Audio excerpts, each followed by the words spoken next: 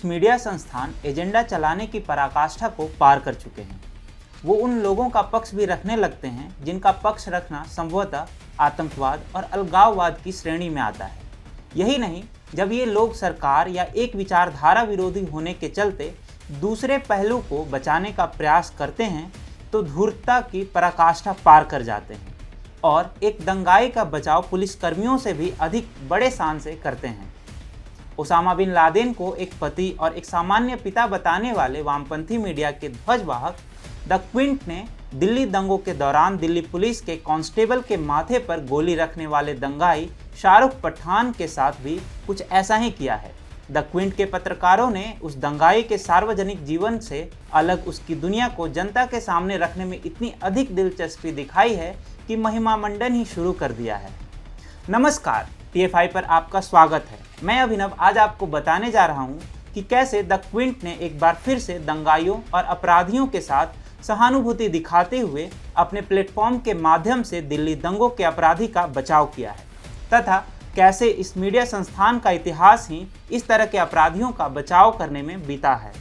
दरअसल दिल्ली दंगों को भड़काने में एक विशेष भूमिका शाहरुख पठान नामक दंगाई की भी है, जिसने जाफराबाद के पुलिस कांस्टेबल पर सरेआम पिस्तौल तान दी थी। इतना ही नहीं, जब इस व्यक्ति की तस्वीरें और वीडियो वायरल होने लगे तो इसे और मुस्लिम कौम के नाम को बचाने के लिए रवीश कुमार जैसे पत्रकारों ने इसे हिंदू बताया था तथा इसे अनुराग मिश्रा बताते हुए हिंदुओं के खिलाफ प्रोपेगेंडा फैलाया।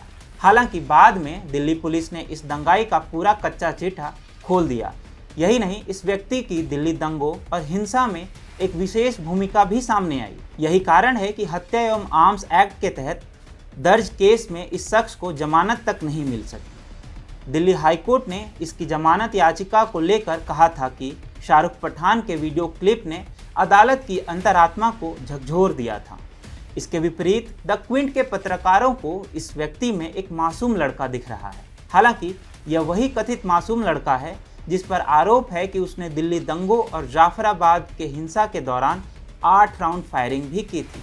द क्विंट के अनुसार शाहरुख का गोलीकांड वाला वीडियो वायरल होने से पहले वो अपनी अम्मी के हाथों से बनी बिरयानी खाने का इंतजार कर रहा था। द क्विंट ने अपनी इस रिपोर्ट को लेकर कहा कि शाहरुख के परिजनों और दोस्तों से मिलकर उन्होंने यह पता लगाने के प्रयास किए कि क्या वो आक्रोशित व्यक्ति था जिसका कोई पुराना आपराधिक रिकॉर्ड था या नहीं।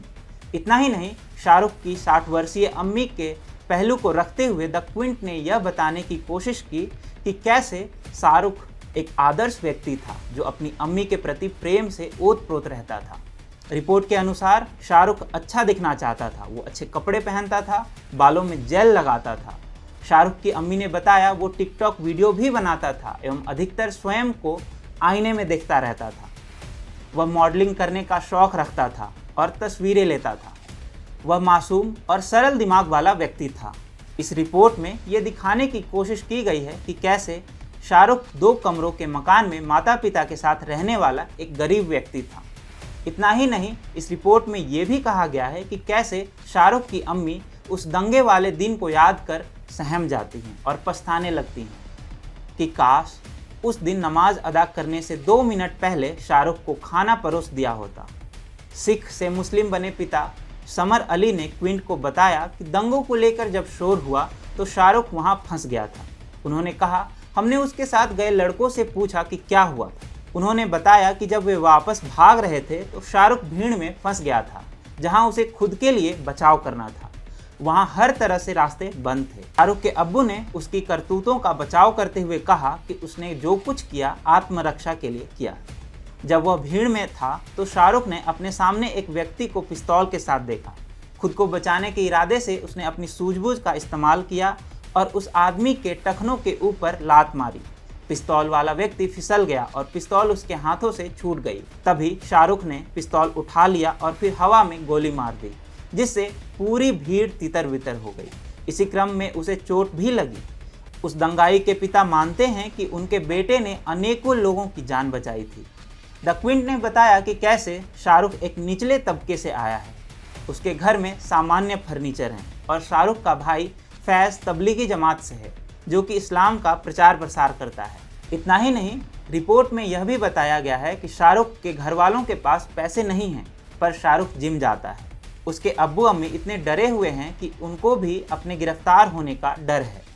स्पष्ट तौर पर कहें तो द क्विंट ने यह दिखाने का प्रयास किया है कि कैसे शाहरुख इस दंगों के जाल में फंस गया, बल्कि वो एक साधारण व्यक्ति था। 8 राउंड फायरिंग करने वाले आरोपित और सोशल मीडिया पर वायरल हुए कांस्टेबल के सिर पर बंदूक रखने वाली तस्वीरों के बावजूद अगर कोई मीडिया संस्थान किसी को बचाने का प्रयास करे तो यह भी एक बड़े जिगर का काम। इसके विपरीत द क्विंट के इतिहास को देखें तो यह कहा जा सकता है कि द क्विंट को दंगाइयों और आतंकवादियों के मानवीय चरित्र को दिखाने में बड़ा मजा आता है। यही क्विंट है जिसने दुनिया भर में आतंक का नंगा नाच कर चुके आतंकी संगठन अल-कायदा के सरगना उसामा बिन लादेन को एक पिता और पति बताकर उसके पारिवारिक जीवन का महिमा मंडन किया था।